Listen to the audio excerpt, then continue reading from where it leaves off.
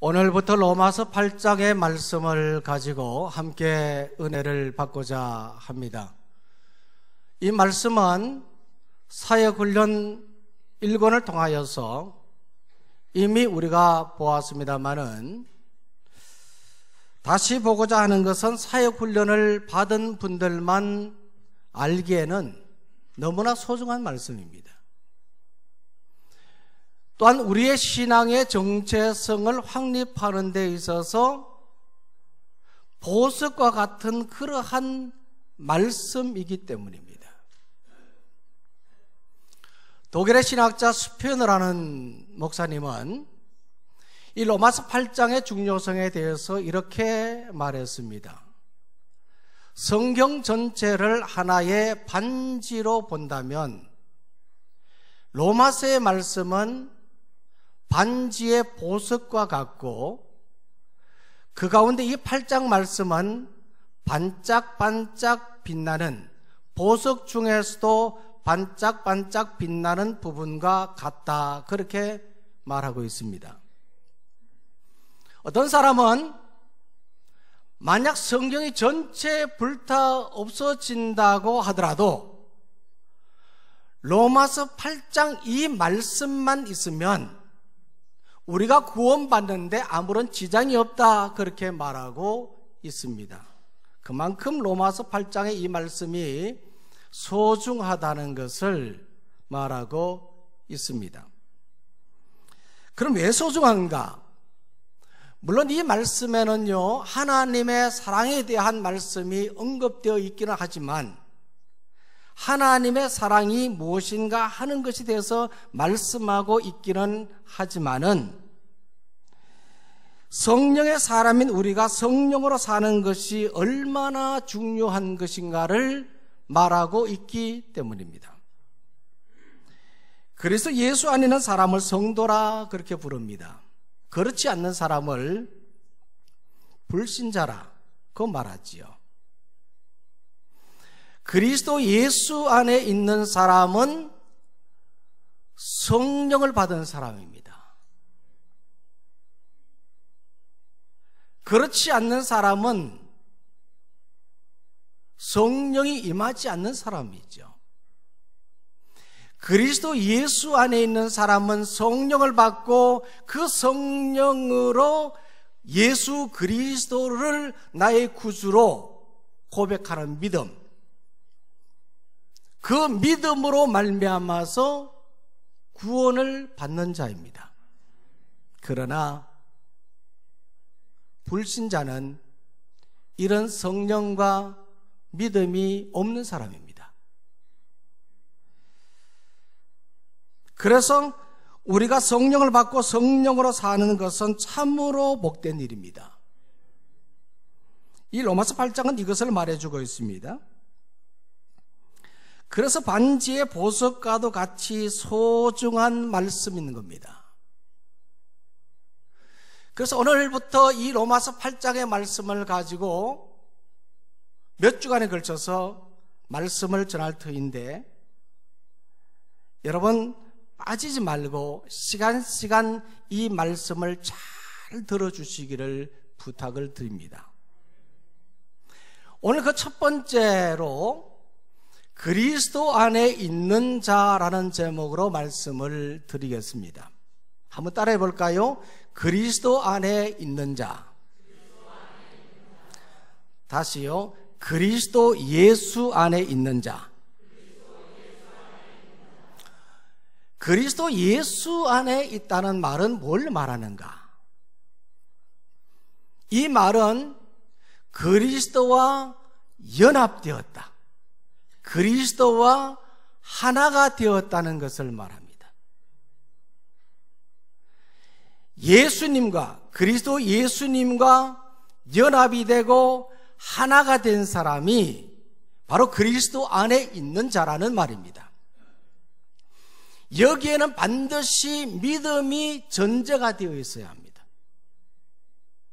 부부가 결혼을 했다고 해서 하나가 되는 것이 아닙니다. 둘이 하나가 되는 것은 여기에 믿음이 있어야 됩니다. 믿음으로 둘이 하나가 되는 거예요. 신뢰라 그렇게 말하기도 하지요. 둘이 연합하여 하나가 되는 것은 믿음을 전제로 하고 있는 겁니다. 예를 들어서 보십시오. 이 나무 조각을 십자가에 붙이는 겁니다. 자, 십자가에 이 나무 조각을 붙이려고 하면 무엇이 필요합니까? 악교풀이 필요합니다. 떨어지지 않는 악교풀이 필요하죠. 이처럼 오늘 우리가 십자가를 지신 예수 그리스도와 연합의 관계, 하나 되는 관계, 그리스도 예수 안에 있는 자가 되기 위해서는 무엇이 필요하죠? 악교풀과 같은 믿음이 필요한 겁니다. 믿음이 없이는 그리스도 안에 거할 수 없는 겁니다. 이처럼 우리는 믿음으로 그리스도 예수 안에 있는 자가 되었습니다. 그러면 그리스도 예수 안에 있는 자는 어떠한가 하는 거예요. 오늘 우리가 1절 말씀부터 4절까지 봤는데 이 말씀을 통해서 그리스도 예수 안에 있는 자에게 주어진 특권, 그리스도 예수 안에 있는 자가 누리는 권한이 뭔가 하는 것에 대해서 말씀을 드리려고 하는 겁니다. 먼저는 결코 정죄함이 없습니다. 1절 말씀 보실까요? 자, 1절 말씀 다 같이 읽겠습니다. 시작. 그러므로 이제 그리스도 예수 안에 있는 자에게는 결코 정죄함이 없느니라.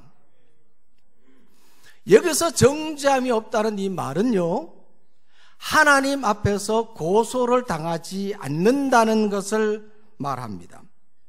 그 이유가 무엇입니까? 우리가 착하게 살아서 그렇습니까? 아니면 우리가 아무런 죄를 짓지 않아서 그렇습니까?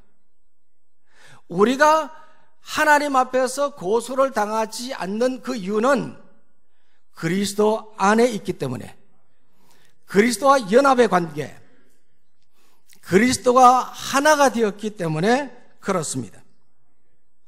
하나가 되는 것은요, 앞에서 말씀을 드렸던 것처럼 믿음으로 말미암아 됩니다. 그런데 이 믿음은 우리에게 주신 성령으로 말미암는 것입니다. 우리가 아무리 예수님을 믿으려고 해도 우리의 의지로는 믿을 수 없습니다. 믿어지지 않는 것을 어떻게 믿으라 그럽니까? 예수님이 죽으셨다가 부활했다, 그렇게 말하는데 어떻게 죽은 사람이 다시 살아나느냐? 믿을 수 있습니까? 없습니까? 대답도 안 하시네요. 믿을 수 있습니까? 없습니까? 우리는 믿습니다.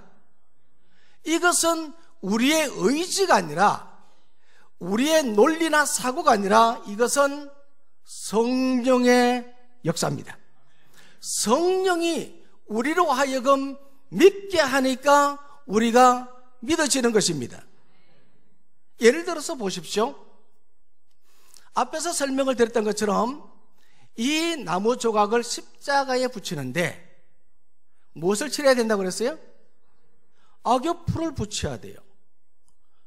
자, 그러면 이 풀칠을 누가 합니까? 풀칠하는 사람이 있을 것 아니에요. 이처럼 우리가 예수 그리스도, 십자가를 지신 예수 그리스도와 연합의 관계, 하나 되는 관계를 이루기 위해서는 풀칠을 하는데 누가 한다고요? 성령께서 하신다는 거예요.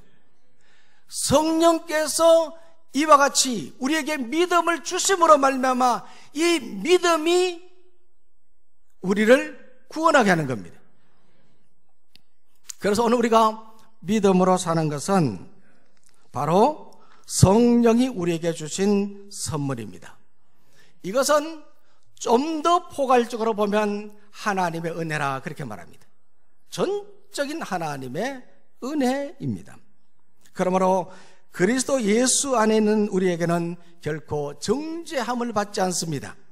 그리스도와 연합의 관계를 이루는 사람은 결코 정죄함을 받지 않는다는 말입니다.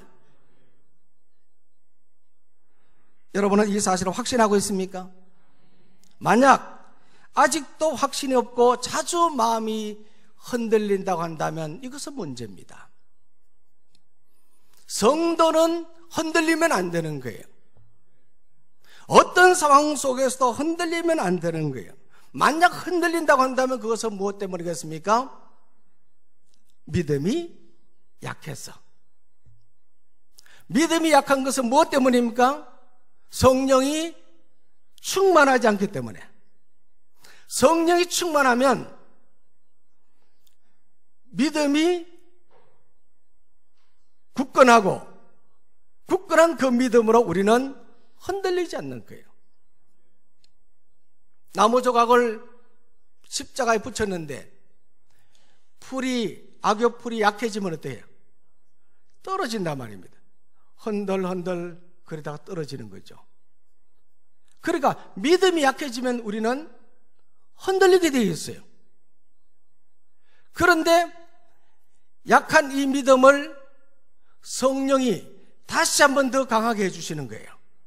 그러면 우리는 붙어서 흔들립니까? 안 흔들립니까? 흔들리지 않죠. 흔들리지 않는 믿음을 우리가 가지게 되는 겁니다. 그래서 우리는 성령 충만해야 됩니다. 비록 우리가 믿음이 약해져서 때로는 죄를 범할 때도 있습니다. 그러나 우리는 그리스도 안에 있는 자입니다. 그리스도 예수 안에 있는 자는 결코 정죄함이 없다는 말입니다.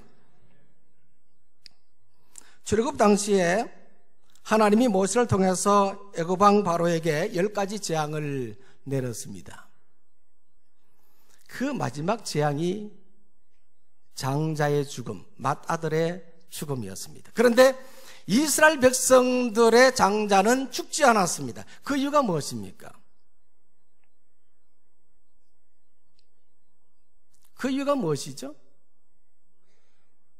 이스라엘 집 문에는, 문설주에는 무엇이 있었어요? 어린 양의 피가 칠해져 있었어요. 그래서 재앙이 그 어린 양의 피를 보고 패스오버, 지나갔어요. 재앙이 이스라엘 백성들에게 미치지 않았어요. 피가 칠해졌다고 하는 것은 바로 하나님 안에 있다는 뜻입니다. 하나님 안에 있는 것, 그리스도 예수 안에 있는 자는 결코 정죄함이 없습니다. 고통이나 죽음이 없습니다. 참된 평안과 기쁨이 있습니다. 항상 기쁘고 즐겁게 살아갑니다. 이 과거의 지은 죄를 생각하고 자꾸 죄책감에 빠져 있으면 안 됩니다. 하나님께 한번 용서를 구했으면 다시 반복할 필요가 없습니다. 아무리 큰 죄를 지었다고 하더라도 우리가 회개함으로 이미 죄 용서함을 받았고 예수 그리스도 안에 있는 자가 되었기에 우리는 자유함을 누리게 되는 겁니다. 우리는 이미 하나님의 은혜로 말미암아 성령의 역사로 우리는 그리스도 안에 있는 자가 되었어요. 때로는 우리가 이 세상 죄악된 삶을 살다 보니 죄 가운데 빠질 때가 있어요. 자꾸 이게 오물이 끼고 또 약해질 때가 있단 말입니다. 그러나 그때마다 우리는 씻어내면 되는 거예요. 청소를 하면 되는 거예요. 이 청소하고 씻어내는 게 뭐예요? 회개. 씻어내면 또다시 우리는 성령으로 채워져서 견고하게 신앙생활 하게 되는 것이죠. 마귀는 우리를 자꾸 정죄감에 빠지도록 몰아넣습니다. 너 그렇게 죄를 짓고도 교회를 가니? 너 예수 믿는 거 맞니? 그러지요. 예수 믿는다고 하면서 죄를 짓고 예수 믿는다고 하면서 네가 그렇게 살아가는 것이 그러니, 그렇게 말하면 자꾸 우리는 비참하게 될 때도 있습니다. 그러나 우리는 이러한 때에 이렇게 유혹하고 우리를 흔드는 사탄 마귀를 물리쳐야 됩니다. 무엇으로 물리칩니까? 말씀으로 물리쳐야 돼요. 어떤 말씀이에요? 바로 오늘 이 말씀입니다. 그러므로 이제 그리스도 예수 안에 있는 자에게는 결코 정죄함이 없나니, 이는 그리스도 예수 안에 있는 생명의 성령의 법이 죄와 사망의 법에서 너를 해방하였습니다. 율법이 육신으로 말미암아 연약하여 할 수 없는 그것을 하나님은 하시나니, 곧 죄로 말미암아 자기 아들 죄 있는 육신의 모양으로 보내어 육신의 죄를 정하사 육신을 따르지 않고 그 영을 따라 행하는 우리에게 율법의 요구가 이루어지게 하시느니라. 이와 같이, 그래서 사역훈련하면서 많은 분들이 이 로마서 8장의 말씀을 암송하고 있습니다. 끊임없이 우리가 약해질 때, 우리의 믿음이 흔들릴 때 이 말씀을 암송하고 말씀으로 승리하라는 말입니다. 그러면 사탄 마귀는 물러갑니다. 그리고 우리는 마음의 기쁨과 평안을 누리고 즐겁게 살아가게 되는 겁니다. 오래전에 밀양이라는 영화를 본 적이 있습니다. 피해자인 주인공이 자기 아들을 유괴 살해한 자를 용서해 주기 위해서 그 살인마가 갇힌 감옥을 찾아갑니다. 그 좁은 면회실에서 유리 너머로 나타나는 그 살인마의 얼굴은 마치 구도자처럼 평온해 보였습니다. 나는 아이를 잃어버린 아픔 때문에 아직도 고통하고 있는데, 그러면서도 내가 그를 용서해 줘야 되겠다, 그렇게 마음을 먹고 찾아갔는데 그는 평온해 보이는 거예요. 그러면서 그가 말하기를, 나는 감옥에 있으면서 내가 신 앞에, 하나님 앞에 무릎을 꿇고 내가 신으로부터, 하나님으로부터 용서를 받았다는 겁니다. 그 말을 듣고 이 피해자인 주인공이 분노를 하는 겁니다. 내가 용서를 해주지 않았는데 어떻게 용서를 받았다고 말할 수 있느냐는 거예요.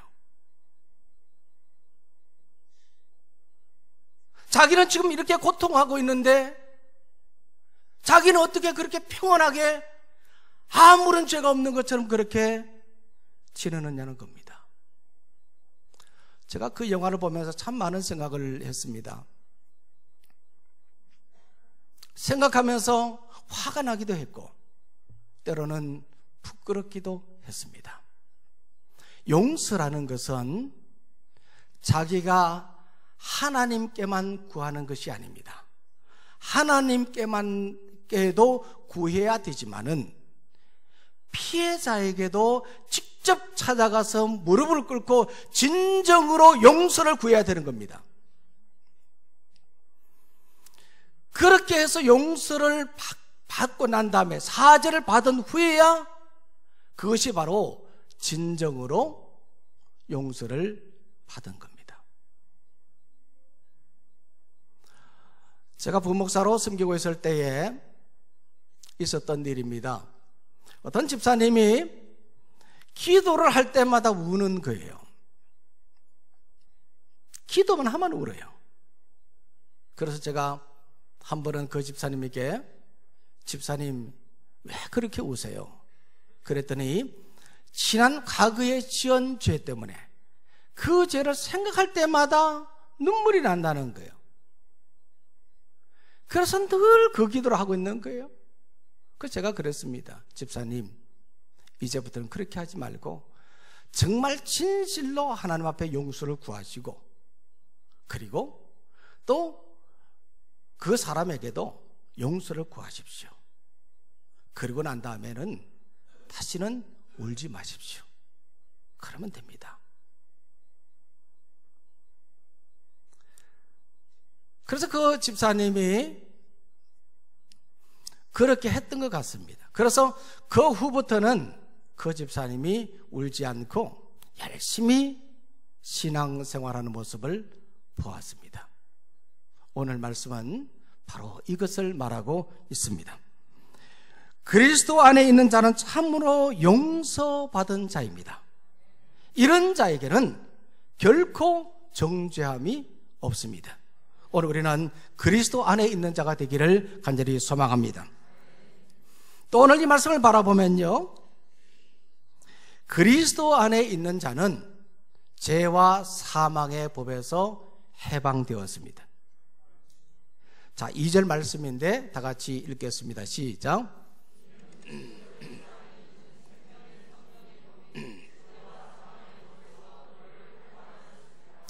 자, 오늘 이 말씀은요, 우리가 정죄를 받지 않는 이유에 대해서 말하고 있습니다.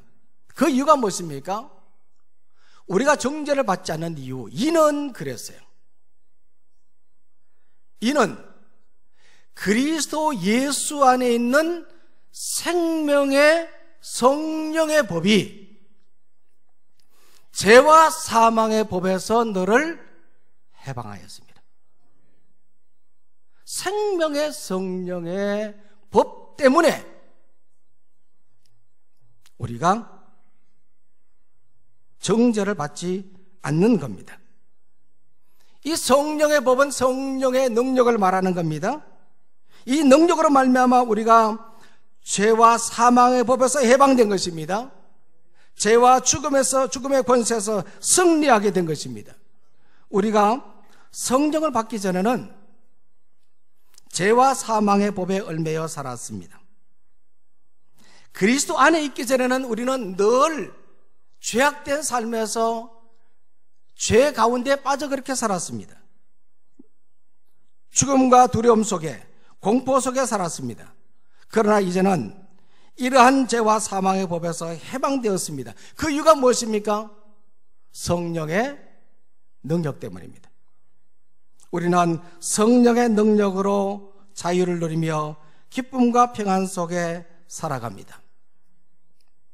몇 년 전에 서울시에서 조사한 통계 자료에 의하면 서울시 인구 전체 가운데 26.3%가 기독교인이라 그렇게 조사가 되었습니다. 4명 중에 1명이 기독교인이란 말이죠. 그런데 실제로 우리가 생활하는 직장이나 우리의 사회 속에서 4명 중에 1명이 기독교인이라는 것이 느껴지느냐? 그렇게 물으면 대부분의 사람은 아니라고 말할 겁니다. 그 이유가 무엇입니까? 그것은 2가지 정도로 추측해 볼 수 있습니다. 첫 번째로는요, 교회 다닌다고 하면 손해보는 것이 아닐까 하는 염려 때문입니다. 요즘처럼 우리 사회가 기독교에 대해서, 우리 개신교에 대해서 굉장히 부정적으로 말하는 이런 상황 속에서 교회 다닌다고 하면 손해볼 것 같으니까 대답을 안 한다는 거예요. 설문조사할 때는 기독교인이라 체크를 했지만은 실제로 내 생활 속에서는 내가 그리스도인이라고 그렇게 밝히지 않는다는 거예요. 또 하나의 이유는 내 모습이 그리스도인답지 못하기 때문입니다. 그래서 그리스도인이라고 밝히기를 꺼려하는 겁니다. 오늘날 많은 성도들은 이러한 이중적인 신앙생활을 하고 있습니다. 교회 안에서는 그리스도인답게, 세상 속에서는 세상 사람답게 그렇게 살아가는 거예요. 그러면 스트레스를 받지 않고 편하게 살아갈 수가 있는 겁니다. 그러나 이것은 그리스도 예수 안에 있는 자의 모습은 아닙니다. 그리스도 예수 안에 있는 자는 성령의 능력으로 살아가는 자입니다. 성령의 능력으로 살면 죄와 사망의 법에서 해방됩니다. 그래서 우리는 성령으로 충만해야 돼요.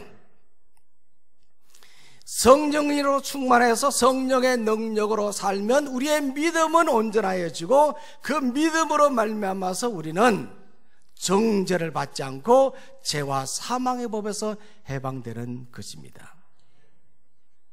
이 복음서가 찬양에도 이런 찬양이 있지 않습니까? 예수 안에 있는 나에게 결코 정죄함 없네. 생명의 성령의 법이 해방되었네. 예수 예수 오직 예수, 예수 예수 오직 예수. 한번 찬양해 볼까요?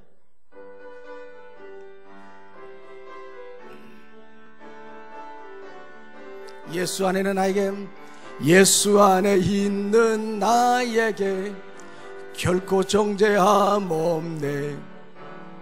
생명의 성령의 법이 해방하였네. 예수 안에 있는 나에게 결코 정죄함 없네. 생명의 성령의 법이 해방하였네. 예수 예수 예수 오직 예수 예수 예수 오직 예수. 죄와 사망에서 나를 구원했네. 죄와 사망에서 나를 구원했네. 해방되었네. 해방되었네. 해방되었네. 죄와 사망의 법에서 해방되었네. 해방되었네. 죄와 사망의 법. 다시 한번 해방되었네. 해방되었네. 해방되었네. 죄와 사망의 법에서 해방되었네. 해방되었네. 죄와 사망의 법에서. 할렐루야. 우리가 성령의 능력으로 죄와 사망의 법에서 해방되는 겁니다. 해방되었네. 해방되었네. 오늘 우리는 이런 해방의 기쁨을 누리면서 살아가야 돼요. 우리는 예수 그리스도 안에 있는 자입니다. 이런 자에게는 결코 정죄함이 없습니다. 예수 그리스도 안에 있는 자는 죄와 사망에서 해방되었어요. 그래서 우리는 이런 찬송을 부르면서 해방되었네, 해방되었네, 기쁨으로 찬양하며 살아갈 수가 있습니다. 또 오늘 이 말씀을 바라보면요, 이 그리스도 예수 안에 있는 자는 율법의 요구가 이루어진다고 말했습니다. 자, 3절 4절 말씀 다 같이 읽습니다. 시작.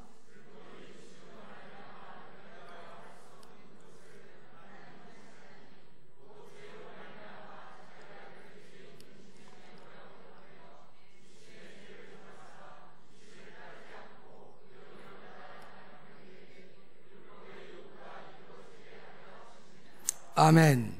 자, 오늘 이 말씀을 보면요, 율법이 육신으로 말미암아 연약하여 할 수 없는 그것을 하나님은 하시나니, 그렇게 말했어요. 여기서 이 율법이 뭡니까? 율법이 뭐예요? 자, 여러분 보십시오. 굉장히 중요한 말씀이에요.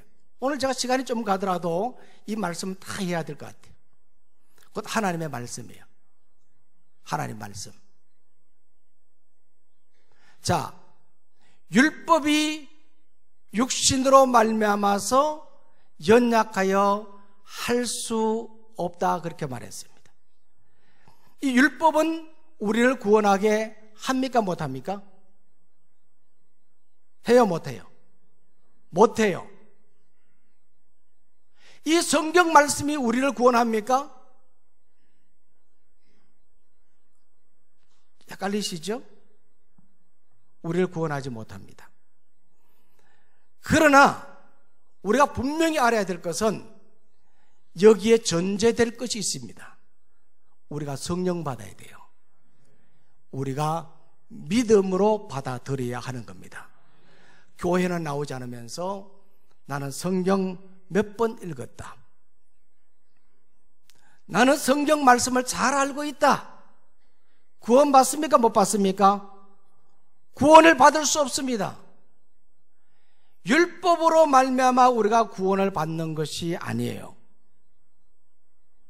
그래서 오늘 이 말씀에서 보면 율법이 육신으로 말미암아 연약하여 할 수 없는 그것을 하나님은 하시나니, 하나님은 어떻게 하십니까? 오늘 이 말씀에 보면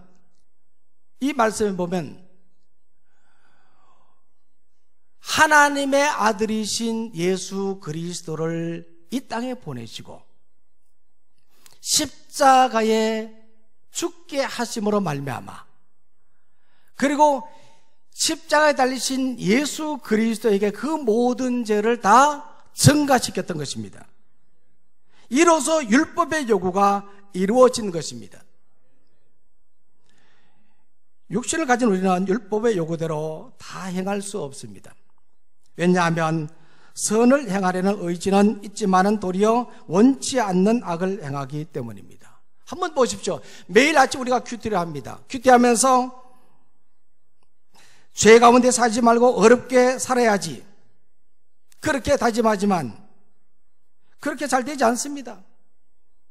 다짐했지만 여전히 어제와 같은 그런 삶을 사는 거예요. 또 오늘같이 이렇게 주일날 나와서 하나님의 말씀을 듣고 다짐합니다. 이제부터 열심히 기도하고 말씀대로 살아야지. 이것이 얼마나 오래 가느냐는 겁니다. 이처럼 우리의 의지로는 선을 행하지 못하고 도리어 원치 않는 악을 행하게 되는 겁니다.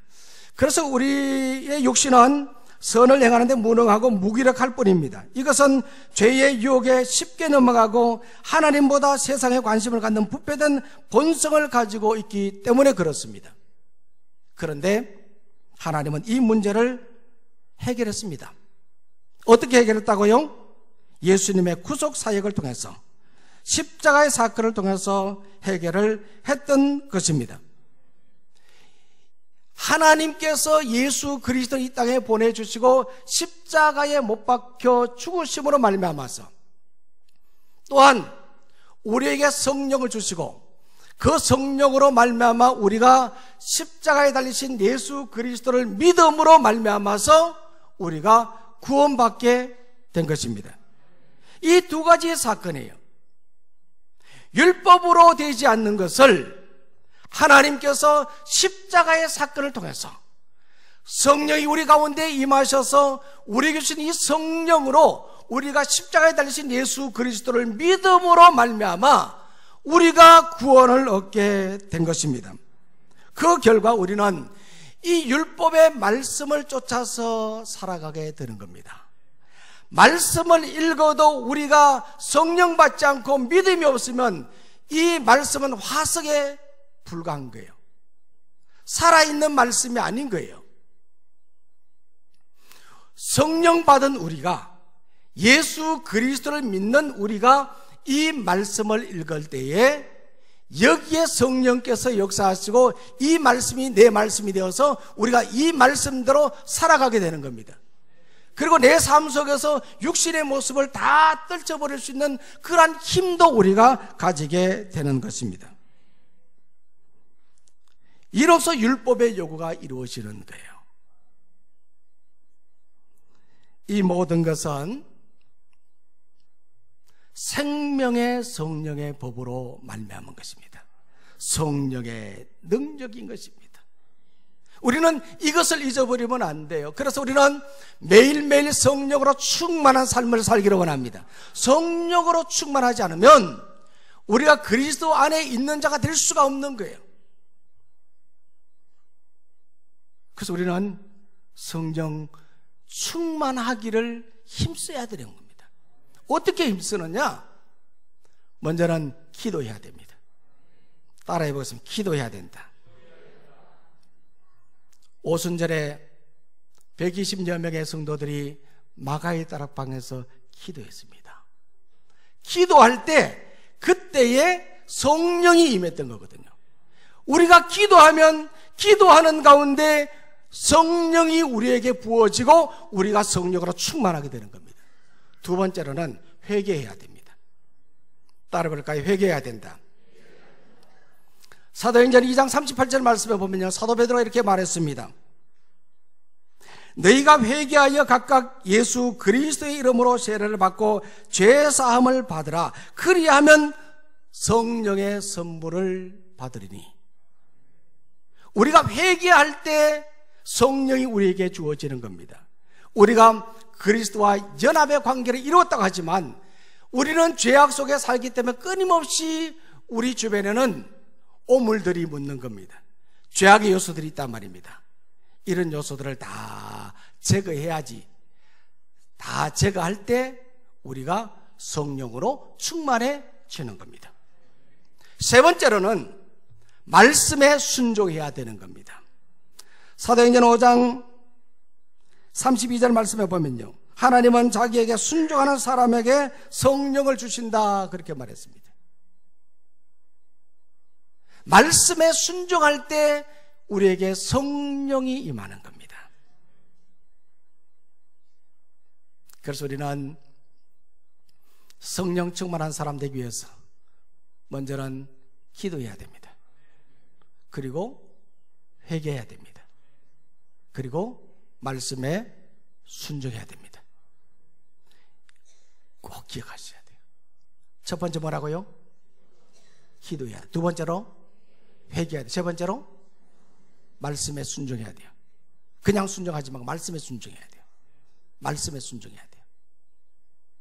그러면 우리는 성령으로 충만한 자가 되고, 성령으로 충만하니 이 성령으로 말미암아 우리가 온전한 믿음을 갖게 되고, 이 믿음을 가짐으로 말미암아서 우리가 그리스도 안에 있는 자, 그리스도 예수 안에 있는 자, 그리스도 예수와 연합된 관계, 하나된 관계를 이루며 나가는 겁니다.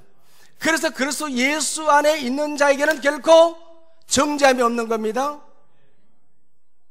죄와 사망의 법에서 우리가 해방되는 것입니다. 그리고 뭡니까? 율법의 요구가 이루어지는 것입니다. 그래서 우리는 성령 충만해야 돼요. 그래서 이 로마서 8장의 말씀에 주제가 뭐냐? 제목을 달아보라고 하면 성령의 사람이에요. 오늘 우리는 성령의 사람 되시기를 바랍니다. 성령의 사람 되시고 그리스도 예수 안에 있는 자가 되기를 간절히 소망합니다. 자, 오늘 말씀 생각하면서 우리 한번 결단의 기도를 드리도록 하겠습니다. 무엇보다도 그리스도 예수 안에서 성령으로 충만하게 해달라고 우리가 기도해야 됩니다. 성령으로 충만하지 않으면 우리가 온전한 믿음을 가질 수 없고, 온전한 믿음이 없으면 그리스도 안에, 그리스도 예수 안에 거할 수가 없는 거예요. 그래서 우리가 이 말씀 생각하면서 간절한 마음으로 이제부터 우리가 기도하는 사람, 회개하고 그리고 말씀에 순종하는 사람 되게 해달라고 하나님 앞에 여러분들 간절한 마음으로 결단하며 기도하시고, 그리고 영적인 삶에 능력 주시고 육신의 질병도 치유해달라고 다 같이 소리에서 간절한 마음으로 기도하겠습니다. 하나님 아버지 감사합니다.